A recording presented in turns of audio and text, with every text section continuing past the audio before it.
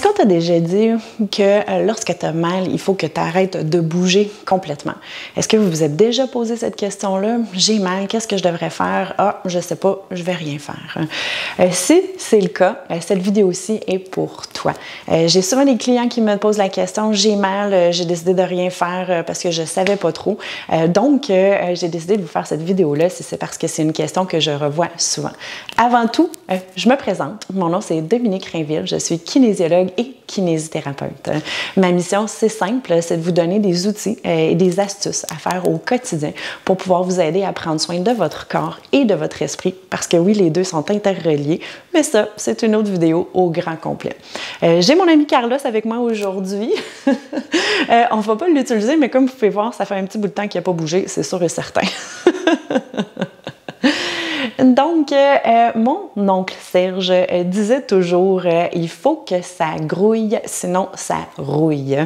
Sans trop le savoir, mon oncle Serge avait raison. Fut un temps où on disait aux gens vous avez mal, vous vous êtes blessé, arrêtez tout, ça va empirer la situation.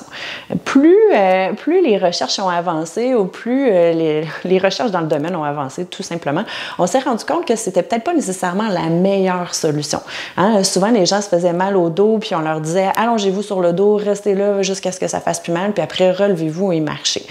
Malheureusement, ce qu'on s'est rendu compte, c'est qu'en proposant ça aux gens, les gens finissaient par ankyloser, voire même perdre de la masse musculaire.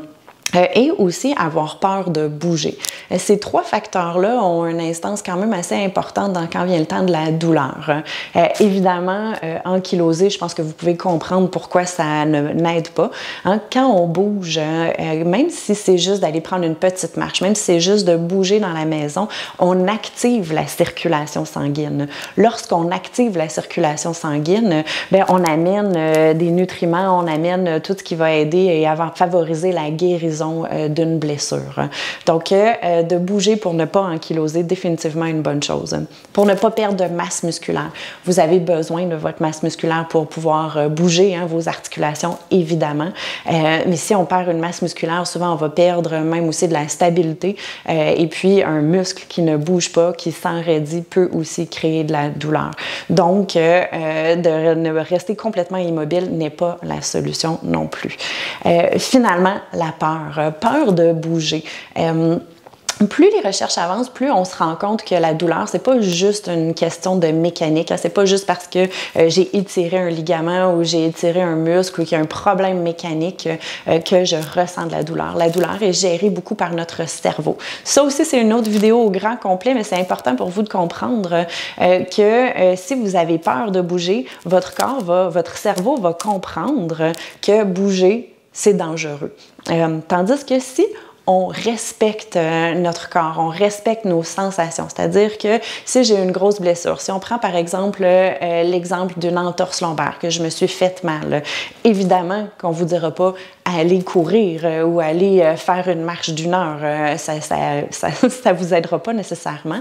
Par contre, si vous bougez doucement, dans le respect de ce que vous ressentez, vous allez voir que de 1, vous risquez d'avoir plus vous bougez, moins vous allez avoir mal.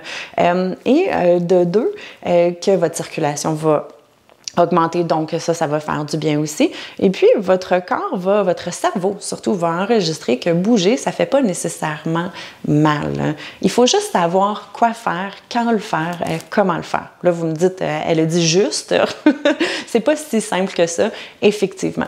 Ce que je vous suggère, c'est de vérifier comment vous vous sentez pendant l'activité. Donc, si vous vous êtes blessé au dos, on reprend cet exemple-là, et puis vous décidez d'aller marcher 5 minutes, par exemple, qu'est-ce que ce 5 minutes-là vous apporte? Est-ce que la douleur a augmenté? Est-ce que la douleur vous empêche de marcher normalement? Est-ce que vous êtes en train de marcher tout croche? Vous êtes obligé de compenser. Si la réponse est oui, peut-être que vous n'avez pas choisi la bonne activité pour vous. Peut-être que ce n'est pas de marcher le mouvement dont vous avez besoin, mais c'est juste de vous mobiliser tranquillement à la maison en faisant des petits micro-mouvements. L'autre chose, c'est de voir comment vous vous sentez après avoir fait votre activité.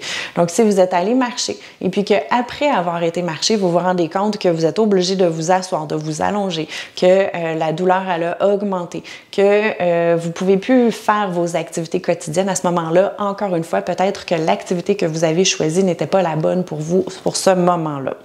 Donc, c'est simple. Définitivement, on veut continuer à bouger. Il faut juste choisir la bonne activité pour soi et puis le bon dosage, le bon temps.